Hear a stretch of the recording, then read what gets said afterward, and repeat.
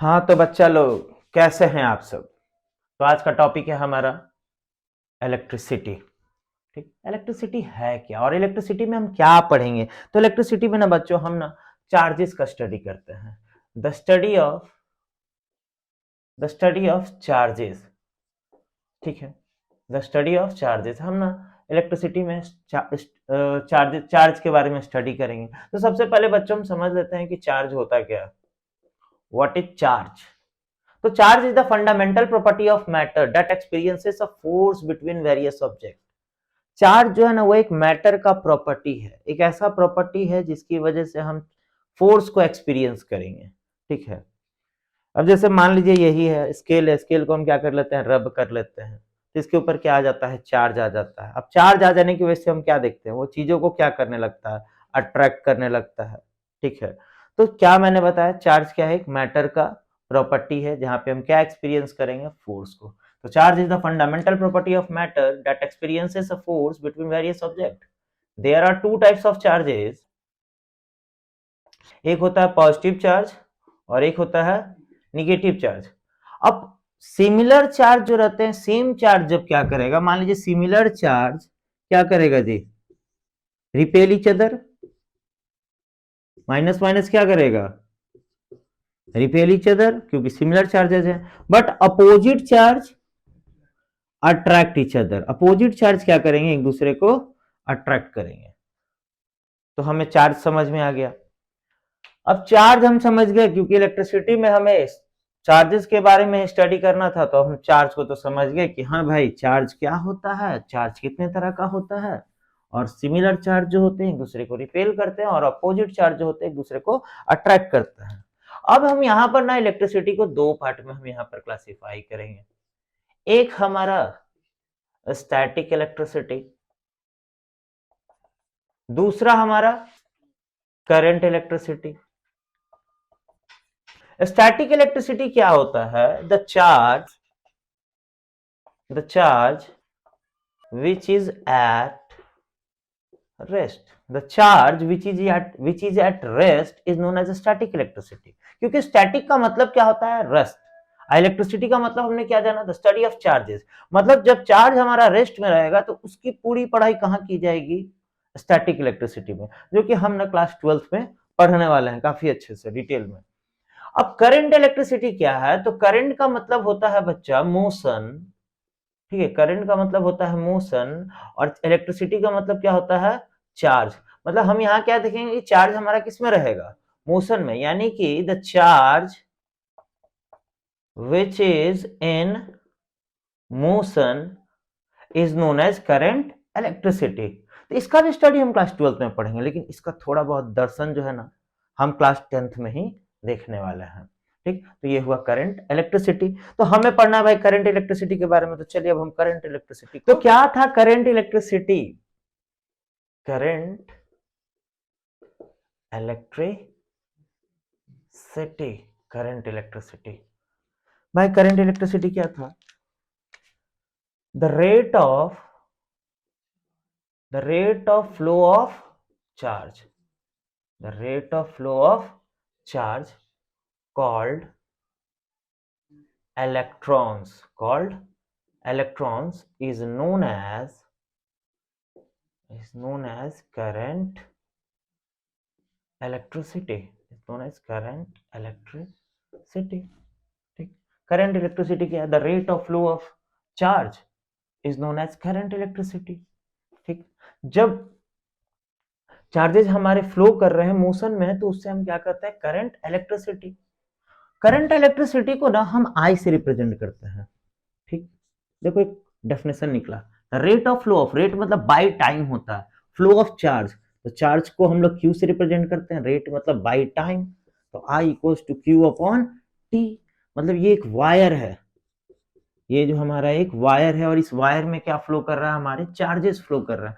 तो आखिर, और उसका कुछ टाइम भी दिया हुआ है, जैसे मान लेते हैं कि इसके अंदर ना 200 कूलम चार्ज फ्लो कर रहा है और टाइम दिया है 20 सेकेंड्स। तो बताइए इस वायर में कितना इलेक्ट्रिक करंट है। तो फॉर्मूला अभी तो हम जस्ट देखें, I equals to Q upon T. Q कितना है भैया, क्यू है 200 कूलम, टाइम कितना है 20 सेकेंड्स, ये कट जाएगा 10 बार में, तो इलेक्ट्रिक करंट आई कितना है 10। The SI unit of electric current is ampere, याद रखना। तो इस वायर में कितना करंट है 10 एम्पियर का करंट है, तो SI unit of electric current is ampere. The SI unit of charge is coulomb, the SI unit of time is second. ये चीज हमें याद रखना है।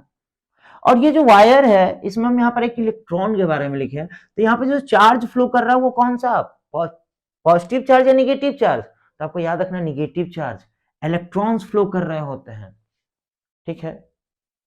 इसीलिए इसका नाम क्या है, करंट इलेक्ट्रिसिटी। देखिए जैसे नहीं कहते, मान लीजिए ना, इसको हम एक बार और अच्छे से समझाते हैं करंट इलेक्ट्रिसिटी को। मान लो कि जल है, ठीक है, और जल जो है मोशन में एकदम जा रहा है, मतलब कि मतलब स्पीड में जा रहा है, तो उसको कहेंगे वाटर करंट, ठीक है। तेल फेंक दिए तो तेल एकदम बहा रहे हैं, एकदम तेजी में फेंक रहे हैं, तो ऑयल करंट, ठीक है। यहां पर कौन जा रहे हैं धड़ाधड़ वायर में, इलेक्ट्रॉन्स जा रहे हैं, तो इसको हम लोग क्या कहेंगे, इलेक्ट्रिक करंट कहेंगे। कोई दिक्कत नहीं। तो SI unit of electric current is ampere, the SI unit of charge is coulomb, the SI unit of time is second.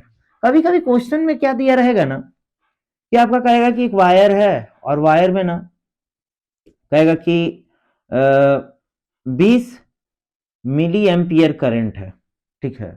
तो इस इलेक्ट्रिक करंट जो मिली एम्पियर में दिया है ना, तो आपको सबसे पहले क्या करना है, इसको एम्पियर में बदलना होगा, ठीक है।